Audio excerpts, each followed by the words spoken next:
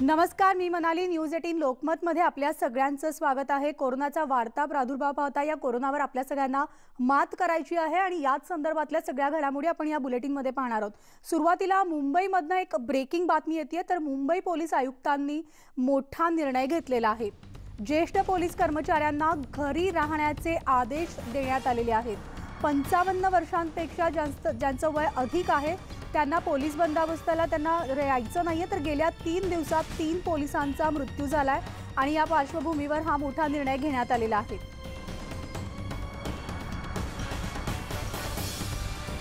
तर आपण पाहतोय मुंबई पोलीस आयुक्तांनी एक मोठा निर्णय घेतलेला आहे. राज्य जे आहे ते कोरोनाचा मुकाबला करत असताना आता ज्येष्ठ पोलीस कर्मचाऱ्यांना घरी राहण्याचे आदेश मुंबई पोलीस आयुक्तांनी दिलेले आहेत. 55 वर्षांपेक्षा जास्त ज्यांचं वय आहे त्यांनी पोलीस बंदोबस्ताला यायचं नाहीये. तर गेल्या 3 दिवसात 3 पोलिसांचा मृत्यू झालाय, म्हणून हा निर्णय घेण्यात आलेला आहे.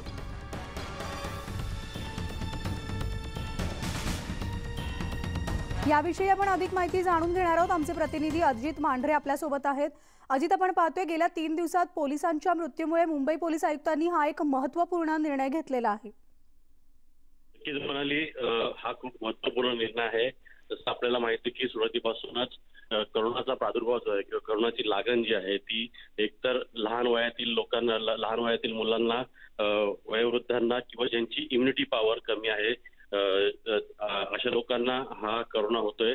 याचा परिणाम म्हणजे जवळपास आपण पाहिलं असेल की ही मृत्यूची जो आकडा आहे त्यामध्ये बहुतांश हे वृद्ध लोक आहेत आणि गेल्या 3 दिवसामध्ये 3 पोलिसांचा मृत्यू झालेला आहे आणि तिघही हे 50 वयापेक्षा जास्त पोलीस कर्मचारी आहेत आणि प्रतिबंधात्मक क्षेत्र असेल किंवा ज्या ठिकाणी गर्दी असेल किंवा कोरोनाचा प्रादुर्भाव होण्याची शक्यता किंवा कोरोनाची लागण होण्याची शक्यता जी आहे जास्त आहे अशा ठिकाणीच पोलिसांना बंदोबस्ताकरता जावं लागतं. त्यात वरिष्ठ म्हणजेच जे ज्येष्ठ पोलीस कर्मचारी आहेत ते त्या ठिकाणी गेल्यानंतर त्यांना कोरोनाची लागण जेव्हा होते तेव्हा ते रिकव्हर होणं खूप कठीण होतं आणि त्यामुळे 3 पोलिसांचा मृत्यू झालेला आहे. भविष्यात आणखीन असा प्रसंग मुंबई पोलिसांवरती ओढू नये याकरता मुंबई पोलीस आयुक्तांनी हा खूप मोठा निर्णय घेतलेला आहे. 55 वर्षापेक्षा जास्त जे पोलीस कर्मचारी आहेत त्यांना बंदोबस्ताच्या ठिकाणी पाठवण्यात येणार नाही. त्यांना एक तर घरी राहण्यास सांगण्यात येईल किंवा अशा ठिकाणी त्यांना कामाला लावता येईल जिथे इनडोअर म्हणजेच ऑफिस वर्क असेल, जनतेशी संपर्क येणार नाही अशा ठिकाणी ते कार्यरत असतील. धन्यवाद अजित या संपूर्ण माहितीबद्दल. यानंतर बातमी आहे ती म्हणजे गोवंडीमधल्या शिवाजीनगर भागामध्ये पाणपोई लावण्याच्या वादातून झालेल्या हल्ल्यात 2 तरुणांची हत्या करण्यात आली आहे. पाणपोई लावण्याच्या कारणावरून गेले 2 दिवस 2 गटांमध्ये वाद सुरू होते. याचाच राग मनात ठेवून संध्याकाळी यातल्या एका गटानं दुसऱ्या गटातील तरुणांवर तलवार, चाकू आणि कुऱ्हाडीनं हल्ला केलाय. यामध्ये 3 जण गंभीर जखमी झालेले होते. त्यांना गोवंडी इथल्या शताब्दी रुग्णालयात उपचारासाठी दाखल केलेलं असताना डॉक्टरांनी दोघांना मृत घोषित केलंय. तर एकावर उपचार सुरू आहेत. या प्रकरणी शिवाजीनगर पोलिसांनी काही जणांना ताब्यातही घेतलेलं आहे. रात्री उशिरापर्यंत गुन्ह्याची कारवाई जी आहे ती सुरू होती आणि रविवारी रात्री पोलिसांवर हल्ला केल्याची घटना ताजी असताना सोमवारी संध्याकाळी छबील म्हणजेच पाणपोई लावण्याच्या वादातून झालेल्या हल्ल्यात 2 तरुणांची हत्या करण्यात आलेली आहे. अधिक माहिती जाणून घेऊयात. आमचे प्रतिनिधी मनोज कुलकर्णी आपल्यासोबत आहे. मनोज, आपण पाहतोय गोवंडी इथे धक्कादायक घटना घडलेली आहे. पाणपोई लावण्याच्या वादावरून 2 गटात हत्या होऊन दोघांची यामध्ये 2 जण मृत्युमुखी पडलेले आहेत.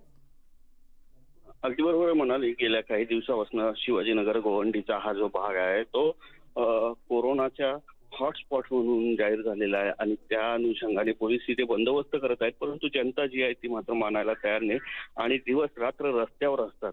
याच कारणास्तव तिथे आता रमजान महिना सुरू आहे आणि पाण्याची व्यवस्था करण्यासाठी म्हणून काही युवकांनी तिथे पाणपोई म्हणजे जो माठ असतो, रंजन असतो तो ठेवण्यासाठी म्हणून एक जागा शोधली होती. तिच्यावरूनच यांचेच 2 गट होते. त्या 2 गटातला आम्ही ठेवणार तुम्ही ठेवू नका असे याच्यातून 2 दिवसापूर्वी वाद झाले होते आणि त्याच वादाचं पर्यवसान काल संध्याकाळी अशा मारामारीत झाला आणि यामध्ये 3 जणांवर हल्ला करण्यात आला होता. दोघांची प्रकृती गंभीर होती म्हणून त्यांना गोवंडीच्या शताब्दी रुग्णालयात उपचारासाठी भरती केलं होतं. परंतु त्यांनी डॉक्टरांनी त्यांना मृत घोषित केलेलं होतं. यापूर्वी सुद्धा गोवंडीमध्ये परवालाच काही संचारबंदीची उल्लंघन होत असल्यामुळे पोलिसांनी त्या ठिकाणी बंदोबस्त लावला होता. तेव्हा त्यांच्यावर सुद्धा हल्ला झाला होता. त्यामध्ये एक पोलीस अधिकारी आहे तो जखमी सुद्धा झाला होता. अगदी बरोबर आहे. खरं तर या बातमीची नोंद जी आहे ती किरीट सोमय्या, भाजप नेते किरीट सोमय्या यांनी केलेली होती. त्यांनी ट्विटरद्वारे ते नमूद केल्यानंतर पोलिसांनी तिथं जाऊन कारवाई केली असता पोलिसांवर हल्ला झाला होता. मनोज, असंच आपल्यासोबत आत्ता आहेत भाजप नेते किरीट सोमय्या. मी आधी किरीट सोमय्या यांच्याकडे जातीये. सोमय्याजी, आपण पाहतोय खरं तर राज्यामध्ये कोरोनाचा मुकाबला सुरू असताना, कोरोनाची लढाई सुरू आहे, सगळं पोलीस बल जे आहे ते खरं तर यासाठी रस्त्यावर उतरलेलं आहे आणि त्यात आता गोवंडीमध्ये पाणपोईच्या वादातून हत्या झालेली आहे दोघांची. वास्तविकरित्या ज्या पद्धतीने तबलिगी गायब झाले तेव्हापासून जे मुंबई महाराष्ट्रात सरकारने एक लांगून चालण्याची जी पद्धती अपनावली आहे त्याचा हे दुष्परिणाम आहेत. आधी तबलिगी गायब, नंतर पोलिसांना त्या एरियात येऊ देत नाही, त्यानंतर लॉकडाऊनचं उल्लंघन, पोलीस आली तर पोलिसांची मारहाण आणि शेवटी आता खून पर्यंत पोहोचलं. काल पण मी मानकोटला शिवाजीनगर पोलीस स्टेशनला गेलो होतो. मी पोलीस कमिशनर पासून सगळ्यांना विनंती केली की SRPचा ताब्यात द्या. या ज्या मुंबईच्या 10 वस्त्या अशा आहेत की जे हम नहीं सुधरेंगे आणि पोलिसांवर मारहाण करायची, तर वास्तविकरित्या इथे कडक पद्धतीने लॉकडाऊनची अंमलबजावणी करावी लागणार. आज त्याने 2 लोकांची हत्या केली, त्या लोकांनी उद्या ते पोलिसांची पण हत्या करू शकणार आणि त्यामुळे कडक कारवाई गरज पडली तर लष्कर बोलवा, परंतु इथे कडकरित्या लॉकडाऊनचं अंमलबजावणी व्हायला हवी. अगदी खरं आहे किरीटजी, धन्यवाद आमच्याशी बोलल्याबद्दल. आपण पाहतो किरीट सोमय्या यांनी देखील मागणी केलेली आहे की गोवंडी या परिसरामध्ये एकतर ज्या पद्धतीनं कोरोनाग्रस्तांची संख्या वाढत जाते हे लक्षात घेता काही घटना देखील, हल्ल्याच्या घटना सुद्धा तिथं घडलेल्या आहेत. त्यामुळे या परिसरामधलं लॉकडाऊन जे आहे, संचारबंदी जी आहे ती अधिक कडक पद्धतीनं अंमलात आणण्याची मागणी किरीट सोमय्या यांनी केलेली आहे.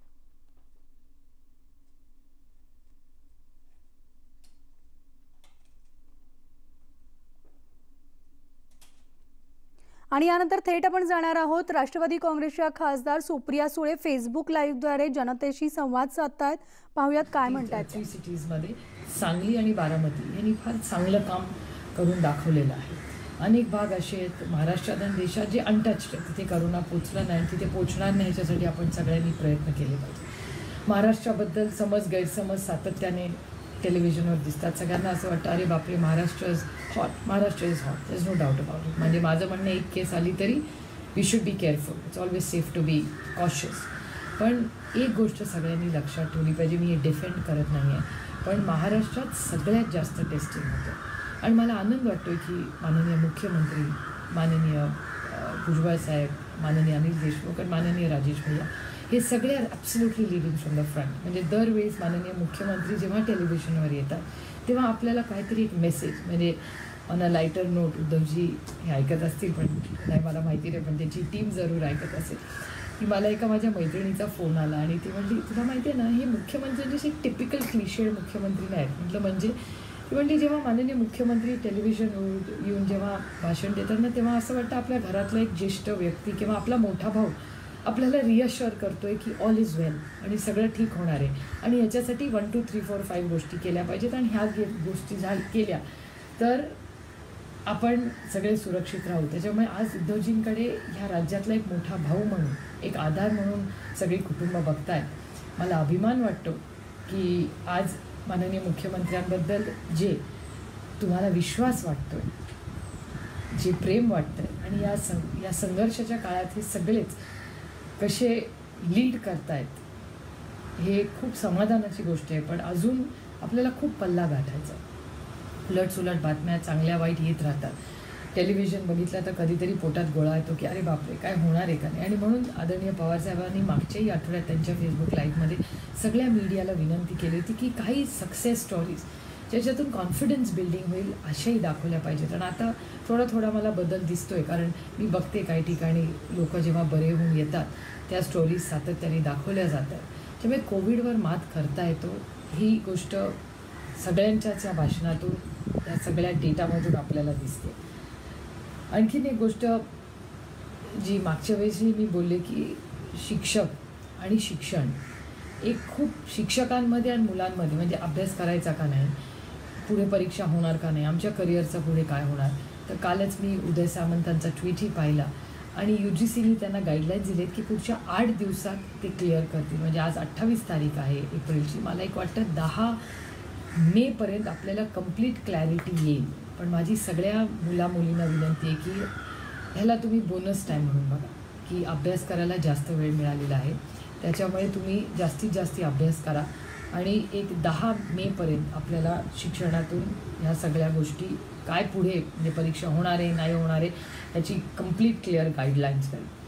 एन्व्हायरमेंट ते स्वतःला खरं रिक्लेम करते. म्हणजे अनलॉकिंगवर मी पुढचा बोलणारच आहे, पण अनलॉकिंग झाल्यावर किंवा इतके वर्ष आपण पर्यावरणावर जो अन्याय केलेला आहे ते स्वतःला पुन्हा एकदा रिडिस्कवर करतं. मी ठरवलेलं माझ्या आयुष्यात मी बदल आणणार आहे आणि क्लिअरली मी माझ्या आयुष्यात 50% तरी बदल किंवा कन्झर्व करण्यासाठी काहीतरी फुलाची पाकळी हा प्रयत्न करणार आहे. आता तुम्ही म्हणाले एकट्या सुप्रिया सुळे मी काही फरक पडणार आहे का? पण थेंबे थेंबे तळे साचे. जर आपण सगळ्यांनी थोडा आपल्या आयुष्यात पर्यावरणाचा समतोल ठेवून जर बाकीची कामं करायला आपण लागलो तर माझा विश्वास आहे की आत्ता जो इम्बॅलन्स आपल्याला दिसतो तो कुठेतरी आपल्याला बॅलन्स झालेला नक्कीच दिसेल. तुमच्या मनात जसं अनलॉकिंगबद्दल आहे तसं माझ्याही आहे. लोकांना बंद करणं is the easy part of the job. पण आता अनलॉकिंग कसं करणार याच्यासाठी प्रशासनाने मग केंद्र सरकारने काही गाईडलाईन्स द्याव्या, केंद्र आणि राज्य सरकारने एकत्र मिळून हा अनलॉकिंगची प्रक्रिया ही सुरू करावी. आणि माझी सरकारलाही विनंती आहे, केंद्र आणि महाराष्ट्र, की तुमच्या ज्या ऑर्डर्स येतात त्या ऑर्डर्स आल्यावर अनेक वेळा त्या काहीच ऑथेंटिक असतात, काही फेकही असतात आणि त्या व्हॉट्सॲपवर फिरतात आणि मग लोकांमध्ये पॅनिक होतं. म्हणजे गंमत म्हणून तुम्हाला सांगते, माझे स्वतःचेच काका माननीय प्रताप काकाच मला कधी गोष्टी पाठवतात, सांगतात सुप्रिया सरकार काय करते. म्हटलं काका काय करते?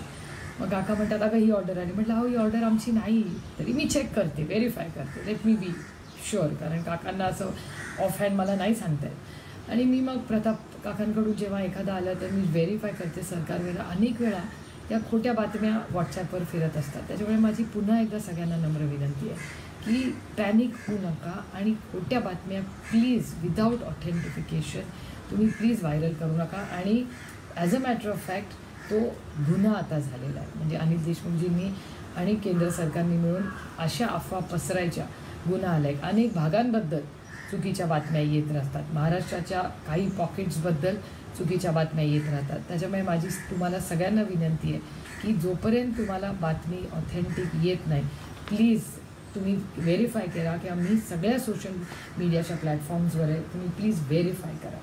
एक सरकारला विनंती मी कालही आवर्जून केलेली आहे. म्हणजे मला जे सगळ्यात जास्त फोन येतात ते म्हणजे प्रेग्नंट महिला किंवा ज्यांची मुलं लहान आहेत. मी बघते की अनेक यंग अस्पायरिंग कपल्स आहेत जे शहरांमध्ये राहतात किंवा त्यांची मुलं 2-3 महिन्यासाठी आजी आजोबांकडे पाठवतात ती. आणि मग आता सगळीकडे अँझायटी असल्यामुळे त्या मुलांना, त्या आईवडिलांना ती मुलं परत हवी आहेत. त्यांच्यासाठी पास करायला जेवढे माझ्यापर्यंत पोचतात त्यांना मी प्रयत्न करतच असते पास द्यायचा. पण सगळेच काय मला मेसेज करू शकत नाही किंवा करतही नसतील, पण त्यांना सुचतही नसेल की हा एक ऑप्शन आहे. पण दॅट कॅनॉट बी